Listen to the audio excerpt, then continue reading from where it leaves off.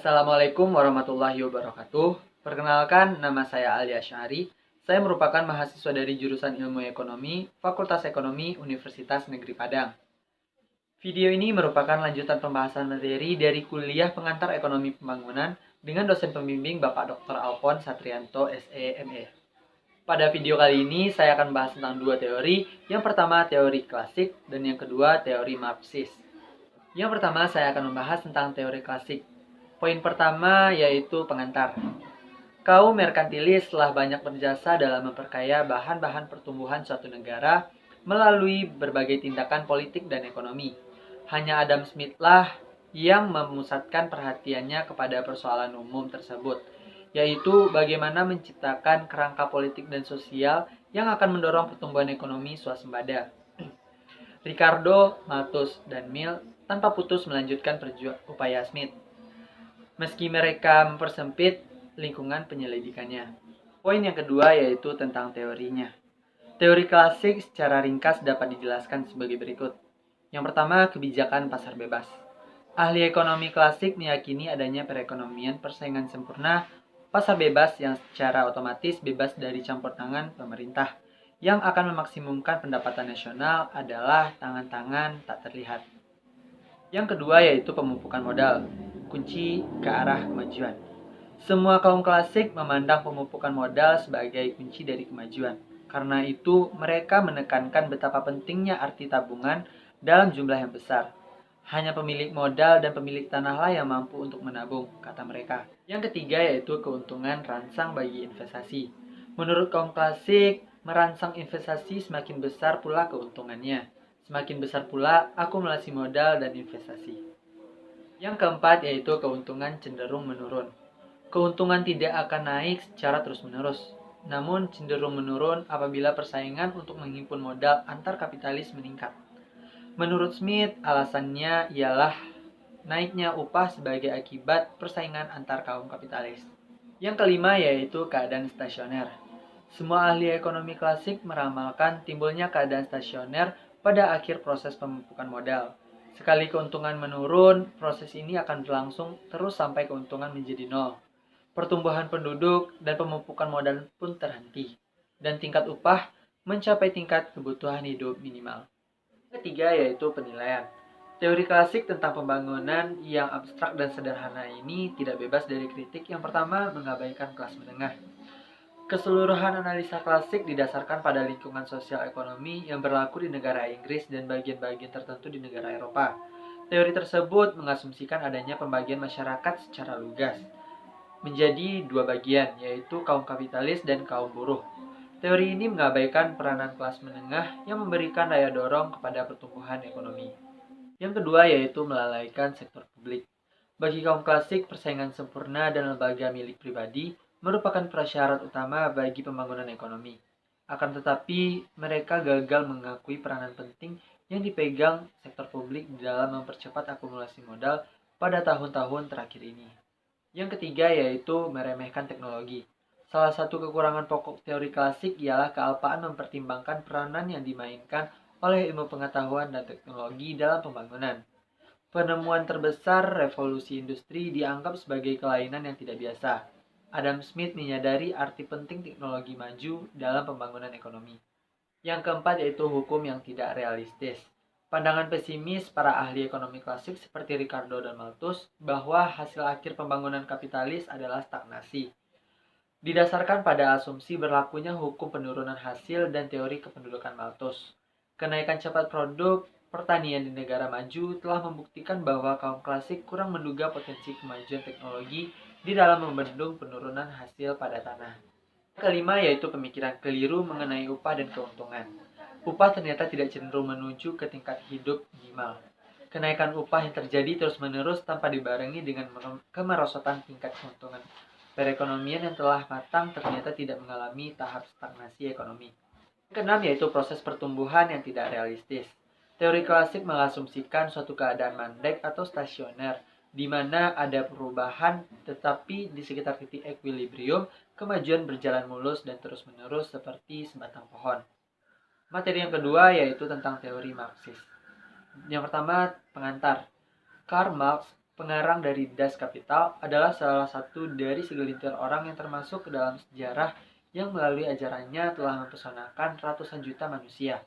Ia dinobatkan sebagai nabi dan dapat disejajarkan dengan Kristus dan Muhammad jika dinilai dari jumlah para pengikutnya. Selanjutnya yaitu tentang teori Marx. Marx menyumbang kepada teori pembangunan ekonomi dalam 3 hal, yaitu dalam arti luas memberikan penafsiran sejarah dari sudut ekonomi, dalam arti lebih sempit merinci kekuatan yang mendorong perkembangan, dan yang ketiga kapitalisme, dan yang terakhir menawarkan jalan alternatif tentang pembangunan ekonomi terencana. Selanjutnya materi tentang penilaian krisis. Yang pertama, nilai lebih tidak realistis. Keseluruhan analisis Marxis dibentuk berdasarkan teori nilai lebih. Tetapi dalam kenyataannya, kita tidak berhubungan dengan nilai, tetapi dengan harga yang berwujud dengan nyata. Yang kedua, Marx, nabi palsu. Marx ternyata adalah seorang peramal palsu. Masyarakat sosialis memang telah lahir, tetapi evolusinya tidak sesuai dengan yang digariskan Marx. Negara yang mengandung pemikiran Marx anehnya merupakan negara yang di dalam perkembangan kapitalisme tertinggi di belakang. Semua negara komunis sampai sekarang pun miskin. Kalau dibandingkan dengan negara kapitalis, kaum buruh di dalam masyarakat kapitalis yang sudah maju tidak semakin miskin sebagaimana yang diramalkan Marx. Malahan sebaliknya, upah buruh nyata meningkat terus. Ketiga yaitu kemajuan teknologi bermanfaat di dalam meningkatkan pekerjaan. Marx menerangkan bahwa dengan meningkatnya kemajuan teknologi, maka barisan tenaga cadangan industrial akan berkembang. Tetapi pandangan ini berlebihan. Sebab kemajuan teknologi dalam jangka panjang justru menciptakan lebih banyak kesempatan kerja, meningkatkan permintaan, dan memperbesar pendapatan. Yang keempat yaitu kecenderungan jatuhnya keuntungan tidak benar. Menurut Joan Robinson, penjelasan Marx mengenai kecenderungan jatuhnya keuntungan tidak berarti sedikit pun. Marx berpendapat pada saat pembangunan berjalan, ada peningkatan komposisi organis yang mengakibatkan penurunan tingkat keuntungan. Yang kelima yaitu Marx tidak memahami fleksibilitas kapitalisme. Marx juga tidak menyangka munculnya demokrasi politik sebagai pelindung dan pelestari kapitalisme. Demokrasi sebagai suatu sistem politik telah membuktikan kekenyalan dan kemampuan diri kapitalisme dalam menghadapi perubahan waktu. Keenam yaitu teori siklus Marx adalah salah.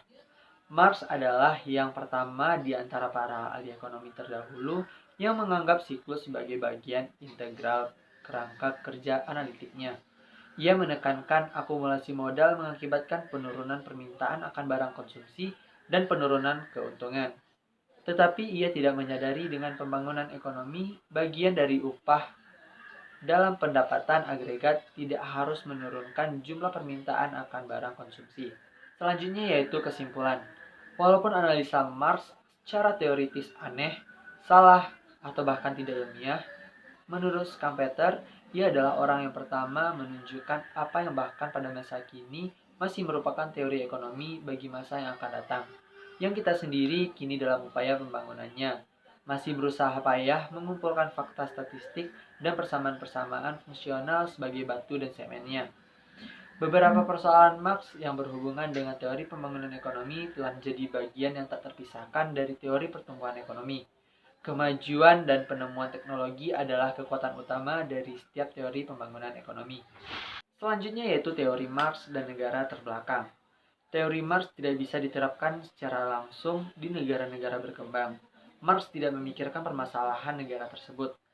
Selain beberapa khayalannya yang cukup menonjol di dalam catatannya yang berkaitan dengan usaha meraih prospek pembangunan ekonomi di daerah seperti Asia Barat atau India, tidak ada lagi perhatian yang diberikan secara khusus terhadap masalah atau perubahan dan negara terbelakang.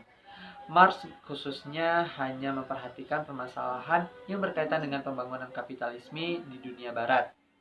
Kegagalan Marx untuk menyadari adanya tekanan penduduk membuat teorinya tidak bisa diterapkan di negara terbelakang yang berpenduduk sangat padat.